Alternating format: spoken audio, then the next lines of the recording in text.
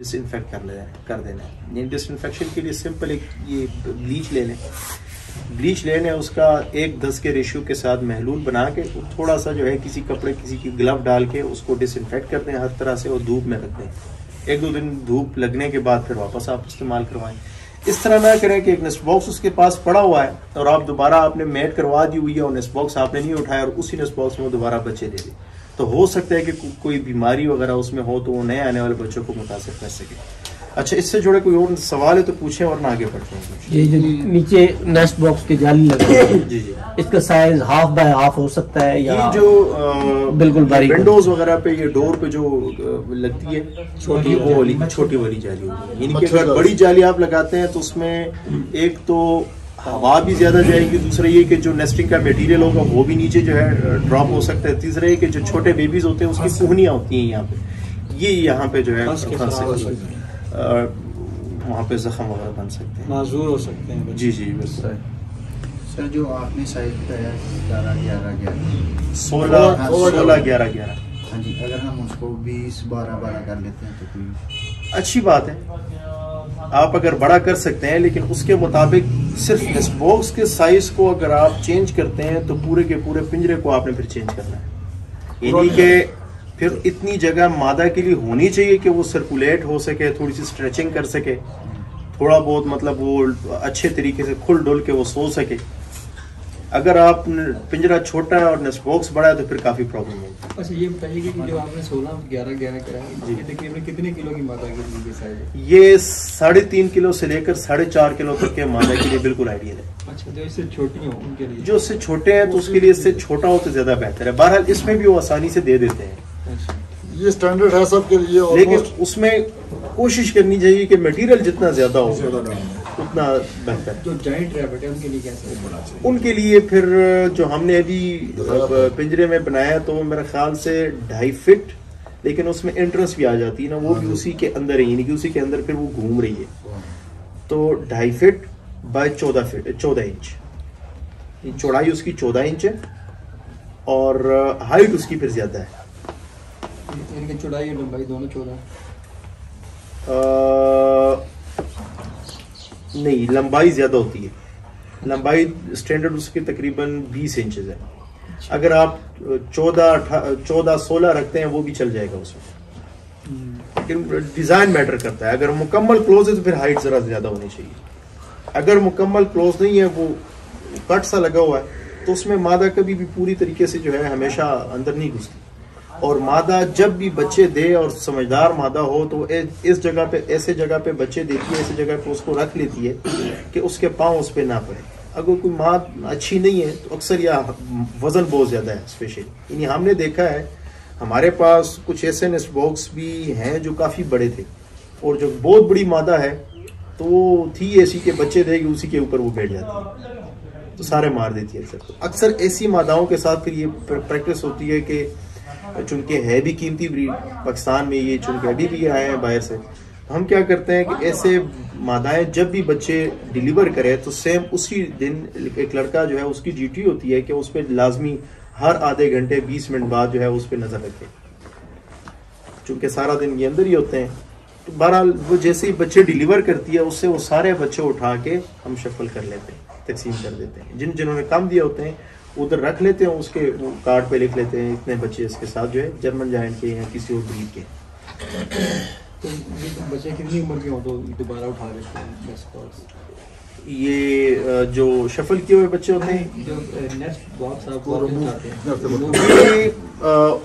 आजकल चूंकि सर्दियां हैं जरा तो तकरीबन 30 डेज बाद हटा देते हैं। अगर तो ये गर्मियां होती हैं तो फिर तकरीबन 22-25 दिन बाद हटा देते हैं। तो जब दोबारा रखते हैं तो जब बकरी और मतलब बकरी कह रहा हूँ ये खरगोश क्रॉस होता है हफ्ते बाद रखते हैं या 3 हफ्ते बाद? ये सर हमने डिस्कस किया कल के 15-20 दिन बाद क्रॉस करवाते हैं। डब्बा कब रखते हैं जी? डब्बा कब रखना दोबारा फिर जी? जब नेस्ट बॉक्स कब रखना? नेस्ट बॉक्स मादा के साथ प्रेगनेंसी उमूमी तौर से जो हमारी यहाँ पे प्रैक्टिस और बड़ी सक्सेसफुल और बड़ी कामयाब प्रैक्टिस चल रही है जैसे 25 दिन पूरे होते हैं, 24वें दिन 25वें दिन हम रख लेते हैं, यानी कि तकरीबन 5-6 दिन का वो एक ही बात है, 24 दिन और हफ्ता एक ही बात हफ्ता होगी। पहले हाँ तो मैंने कहा शायद क्रॉसिंग के हफ्ते बाद नहीं क्रॉसिंग की नहीं। अच्छा, उसमें आप लोगों ने देखा होगा सम टाइम ऐसा होता है ना कि मादा जो है वो नेस्ट बॉक्स होते हुए भी वो बाहर नेस्टिंग करती है। जी जी। तो कोशिश करें कि केज के अंदर ही उस नेस्ट बॉक्स की डायरेक्शन या पोजीशन चेंज कर दें, फिर इंशाल्लाह मसला नहीं होगा। अगर तो फिर भी उसके बावजूद भी आपको नहीं पता और बाहर नेस्टिंग भी कर ली और बेबीज भी डिलीवर कर ली, तो जिधर नेस्टिंग की हुई है उधर ही से सारा कुछ उठा के नेस्ट बॉक्स के अंदर रखे, जिधर नेस्टिंग की हुई उधर नेस्ट बॉक्स रखे, फिर भी वो आराम से पाल लेगी। और एक जो आपने सवाल किया था कि जो मादाएं नेस्टिंग तो कर लेती है लेकिन वो वूल नहीं उतारती, तो उमूमी तौर से ये वो मादा करती है या जिसमें लाजमी कोई ना कोई बीमारी होती है, यानी कि उसकी अपनी हेल्थ जो है वो कमजोर होती है, ठीक नहीं होती। और वो मादा भी जब थोड़ी सी सेहत स्टेबल होगी, थोड़ी होश में आएगी, तो हो सकता है 1-2 दिन बाद जो है वो नेस्टिंग कर ले। तो उमूमी तौर से फिर आपने कोशिश करना है कि उनको गरमाइश में रखने के लिए कोई ऐसी चीज प्रोवाइड करें जिसमें वो गर्म रहे। अच्छा, जो हम ये डिस्ट्रीब्यूट करते हैं बच्चे मुख्तलिफ मादाओं के नीचे, तो अगर हम कैटेगरी मेंटेन कर रहे हैं तो फिर जब हम बच्चे हमने भुला दिए, किस तरह उनका रिकॉर्ड रहेगा? देखें, वो बच्चे हमसे मिक्स नहीं होते। मिक्स इसलिए नहीं होते क्योंकि मीट में हमारे पास जिस तरह न्यूजीलैंड वाइट है तो न्यूजीलैंड ब्लैक भी है, न्यूजीलैंड रेड भी है, इसी तरह न्यूजीलैंड ब्रोकन भी है, इसी तरीके से हमारे पास पेलोमिनो है, चिंचिला है, वियाना है, कैलिफोर्नियन है। तो जब थोड़े से उन पे बाल आते हैं तो उनमें नुमाया फर्क होता है और उनके कार्ड पे भी लिखा होता है। तो ब्लड लाइन जो है वो उसी का काउंट होता है, सिर्फ जो है वो फोस्टर मदर के तौर पर उसको पाल रही है, कलर कोड की मदद से पहचान है। हाँ। मतलब अभी मेरे साथ एक इशू आया पिछले साल, क्योंकि मुझे इतना तजर्बा नहीं था। मेरे पास जायंट अंगोरा की एक फीमेल थी, उसको मैं जब भी क्रॉस करवाऊँ क्रॉस ना करने दे। तकरीबन जिस बंदे से मैंने ली थी उसने कहा था ये प्रेग्नेंट है। 2.5 महीने गुजरने के बाद, क्योंकि मौसम चेंज हो गया, गर्मी आ गई, मैंने उसको ट्रिम करना शुरू कर दिया। मैं ट्रिम करके उसको पिंजरे में जब रखा तो तकरीबन उसने रात को ही बच्चे दे दिए। इस तरह हो सकता है। वो आपका मैनेजमेंट थी आपकी। मेरी एक फीमेल ने थोड़ा जल्दी में बताएं। 2.5 महीने बाद यानी कि वो क्रॉस थी जब मैंने ली। 2.5 महीने तक मैं उसको क्रॉस कराने की कोशिश करता रहा, लेकिन वो क्रॉस नहीं हुई। उसके बाद मैंने ऐसा किया कि क्योंकि मौसम गर्मी का आ रहा था तो मैंने उसको ट्रिमिंग कर दी। अच्छा, जब ट्रिमिंग की तो अगले दिन उसने डिलीवर कर दिए, बच्चे डिलीवर कर दिए। यानी कि आपको तजर्बा नहीं है कि उसको चेक करते हैं। हाँ, वो तो नहीं तजर्बा था, तो बस उसी वजह से ये मिस्टेक हुई है। बहरहाल इतना ज्यादा ये गैप तो नहीं आता, ये लाजमी बीच में से कोई ना कोई नर जो है वो क्रॉस करवा गया होगा। मेरा पर्सनल एक्सपीरियंस है कि मेरी एक फीमेल ने 72 डेज के बाद 5 बच्चे डिलीवर किए थे। 72 डेज के बाद, ये रिकॉर्डेड है। और मैंने किसी के साथ उसको छेड़छाड़ नहीं की, ना उसको मैंने कभी मीटिंग के लिए छोड़ा। लेकिन चूंकि मैं फील कर चुका हुआ था, मैंने जज कर लिया हुआ था कि इसके पेट में बच्चे हैं, तो मैंने कहा अल्लाह मालिक है, क्योंकि वो भी हो सकता था कि गिल्टियाँ हों, लेकिन मैंने कहा let it go like that. इकारी साहब से भी मैंने डिस्कस किया और सैफ रहमान भी आया, उसको मैंने दिखाया। मैंने कहा ये देख ले, ये इसकी डेट ओवर हो गई है, ये और कहता मेट करा ले। मैं कहा नहीं, मेट नहीं कराना। 72 डेज के बाद, 72 दिन के बाद उसने बच्चे दिए। रैबिट में बड़े एक्सेप्शनल केस पे ये आ जाते हैं, बड़े रेयर केस, स्पेशली जब मौसम, स्पेशली जबकि उस मादा का एक गैप आ जाए ब्रीडिंग साइकिल में, यानी कि मादा जो है 2-4 महीने से, हाँ 2-4 महीने से वो क्रॉस नहीं हुई, फिर उसके बाद आप पहली बार उसको दोबारा से क्रॉस कर रहे हैं, पहली बार यानी वक्फे के बाद, फिर अक्सर इस तरह होता है कि या खाली निकलना ज्यादा या फिर प्रेगनेंसी का बहुत ज्यादा लंबा हो जाना, ये पॉसिबल। अच्छा, बढ़ते हैं जी अपने नेक्स्ट टॉपिक की तरफ के फार्म पर रोजाना की बुनियाद पर सफाई का रूटीन क्या होना चाहिए। तो कारी साहब, आप अपना रूटीन डिस्कस कर लें जी। आप इसके ऊपर तो डिपेंड करता है कि आपका जो सेटअप, उसका मॉडल क्या है, फार्म का जो स्ट्रक्चर है वो किस तरह का है। तो अगर तो थोड़ी सी उसमें जिद्दत है और आपको महसूस होना चाहिए। अभी आपने ये फार्म विजिट किया और नेक्स्ट वीक किया, दोनों फार्म में आपको बुनियादी फ़र्क नज़र आएगा।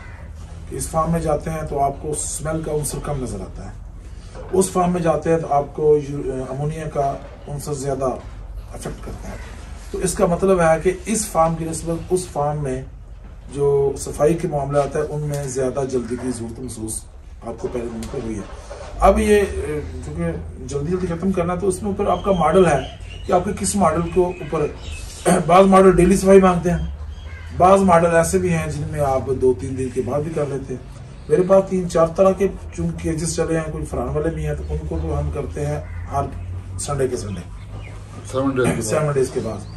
और एक मॉडल हमारे पास है जिस तरह का ये अपना शाह साहब का है, उसको हम डेली नीचे से सफाई देते हैं, तो वो आसान भी है, तो सिर्फ फेरना है तो महंगी इकट्ठी हो जाएगी।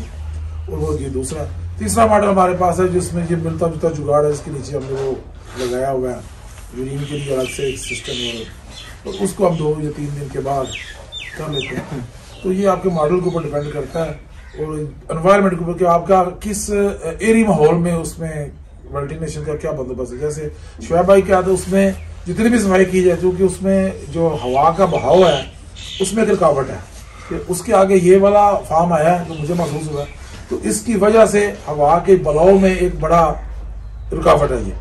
तो उनके लिए जो फार्म का उनका सिस्टम उनको लेट करना, तो उनको एग्जॉस्टिंग के लिए कोई स्पेशल काम मेरे लिए जिसके उनके अंदर से मामला में सफाई से करेंगे, फिर वो लेट भी कर सकते हैं।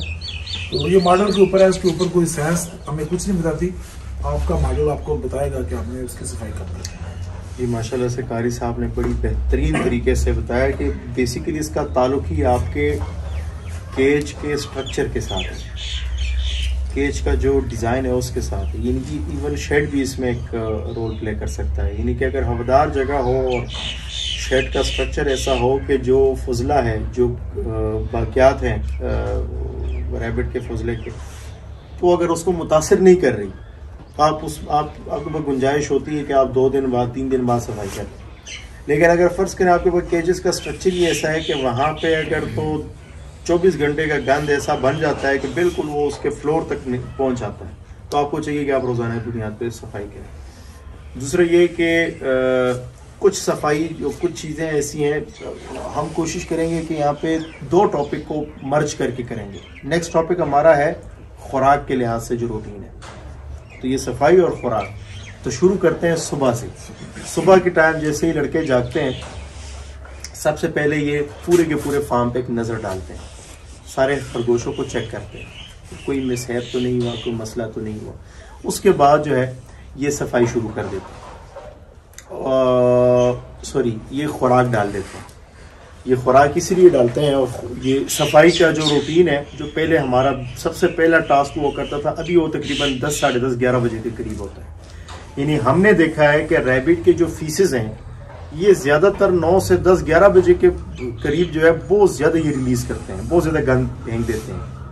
यानी कि जो फजला ये ज़्यादा रिलीज करते हैं। तो ये करते हैं, सुबह जाग के नज़र डाल दिए, उसके बाद जो है जो है चारा जो भी है वो हल्का फुल्का डाल दिया, और उसके बाद जो है ये सफाई शुरू कर देता है। तो सफाई जैसे ये इस तरह का शेड हो तो तकरीबन 1 घंटा, 1.25 घंटा लगभग लग जाता है इसमें। जैसे 1.5 घंटा लग जाता है, तो 1.5 घंटे में आप ढेर सारे खरगोशों का जो फजला है वो आराम से साफ कर लेते हैं।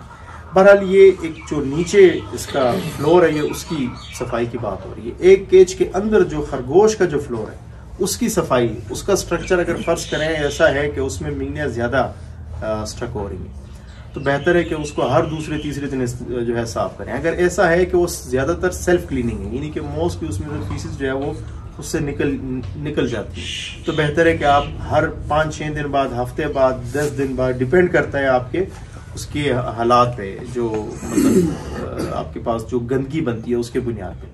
हमारे यहाँ तकरीबन हर हफ्ते बाद या 10 दिन बाद केजेस के अंदर प्रैक्टिस चलती है, और स्पेशली इसमें अगर तो ऐसे पिंजरे हैं जो कि हाफ बाई हाफ पिंजरे, जो पूरे पाकिस्तान में इस वक्त मेरे ख्याल से लोग इस्तेमाल कर रहे हैं, वो इंतहाई नाकिस हैं, उनमें बड़ी प्रॉब्लम होती है। इसमें अगर तो 2.5 बाई 2 इंच का है सॉरी 1/2 बाय 2 इंच का है, यानी कि उसकी चौड़ाई जो है वो आधी इंच है और लंबाई जो है वो इसी तरह का कोई स्ट्रक्चर बन जाए, तो उसमें फीसेस आराम से निकल जाते हैं। एक तो ये काफ़ी खरगोश के लिए फ्रेंडली भी साबित होता है, यानी कि किसी भी तरह के पाँव खराब नहीं होते, बच्चों के पाँव स्टक नहीं होते, इसमें फीसेस निकल जाती हैं, तो काफ़ी ज़्यादा आइडियल साबित होता है ये। अच्छा, सफाई करने के बाद दूसरा टास्क इनका होता है कि जो है कोई अगर मेडिसिन वगैरह देनी है या फिर केजेस के अंदर कोई जो अपर जो फ्लोर है केजेस के अंदर, अगर उधर कोई सफाई करनी है वो कर लेते हैं।